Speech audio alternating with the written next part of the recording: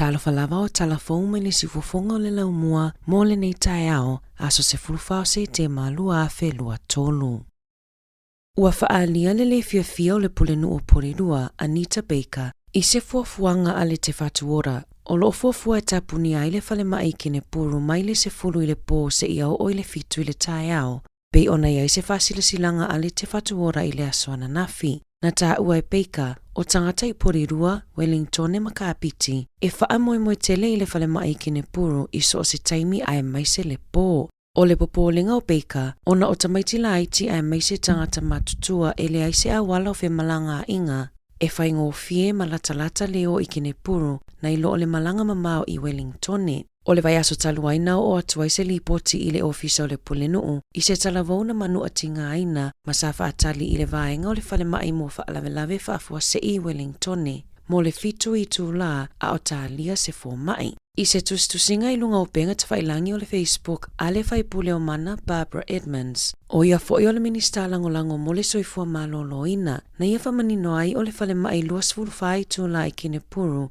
o lo o malu pui a lava, ma tū mau le tatalaina i le luas e fulufai tū la pe a manu malo mai le leipa. O lo o whaau au pea o na iai le feso o ta inga a Edmonds whaapea le minista o soifua maloloina i le taimi nei, ina ia whaamautinoa e le tapunia le whale mai kine puru, pei ona folasia. O lo o iailo na whaamoemoenga, e tū mau pea le tatalaina o le luas fulufai tū la o le whale mai kine puru, pei ona iai se feutana inga ma le te whatuora.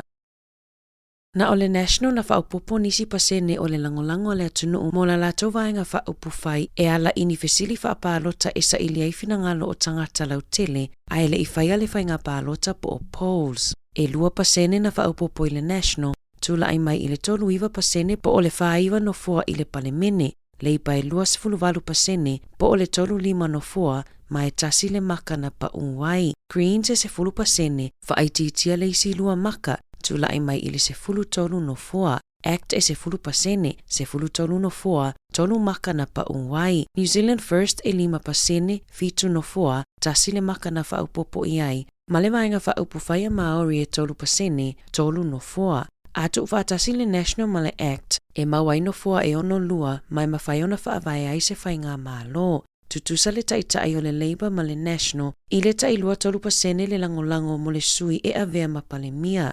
David Sāmoa e lima pasene, ma wawasa manaia Winston Peters e wha pasene.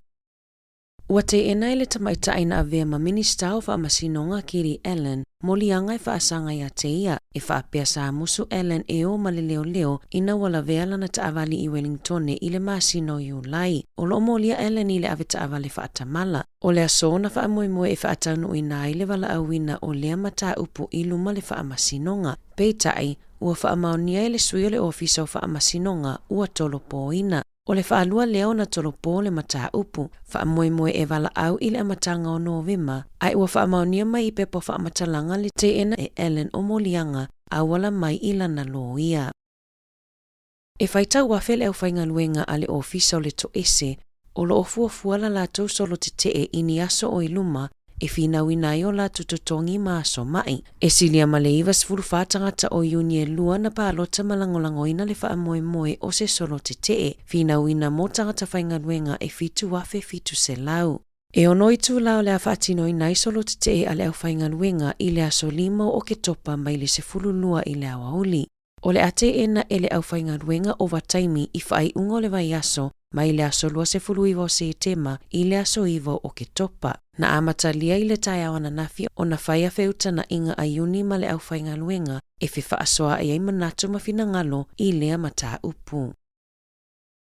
E se fulu ma le awhamasina ua whaasalai nai se urungali i au kilani Vikram Madan ma Sushil Madan. Ona oni whaamaumaunga e le sao sa lata uina i talosanga na whaia moni visa. Na whaalia e leo lo whaaululu i aile suesuenga o lea mata upu, sa tutongi na foi e le urungali i la la au whaingaluenga le tu mau i la loifo o le tutongi mau lalo, lea e whaingaluenga i kaumpani e tolu i au kilani, o lo o resitalaina i la lo ingoa o le urungali i, o le luafe se fulu fitu ma le luafe se fulu valu, na amata whaatai e nisi sa whaingaluenga i le urungali i o lato pupolenga.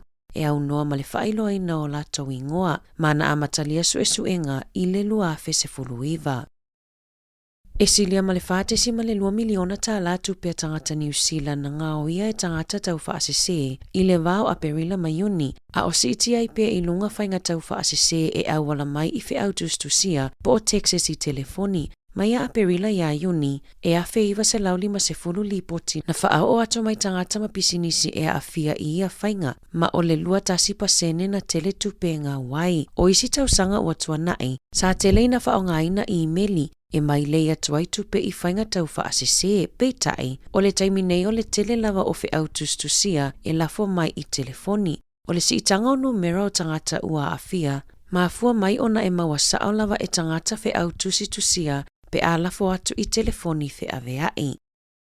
Ua whaasila mai ele kamupaniwa a lele ali a New Zealand, e ono iaini fesuia inga i malanga avaa a mata ia Januari le tausanga fou, ona oninga luenga whaalelea mo vaalele. O le ai malanga e mo o mia le whaia oni fesuia inga, peitai, e le i whaailoaina mai ele kamupani le au whainga malanga matangata e a fia whainga malanga. O lo whautuaina ele e New Zealand tangata malanga, ia awane i tau mawhai e whaafeso o tai atu le kamupani mo le taimi nei, ai o le afeso o tai vawe atu le au nanga, pe a mautinoa mamae a iloilonga i malanga vaa o le a fia.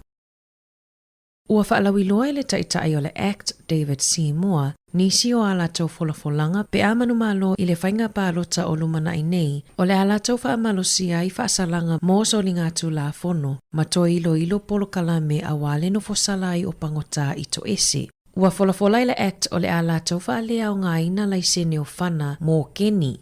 O le talitonunga le pāti a le Act, o le puipuinga ma le saunga le mu o tangata New Zealand e ave i aile wha mua ma wha ataua ina e le vaenga wha upufai.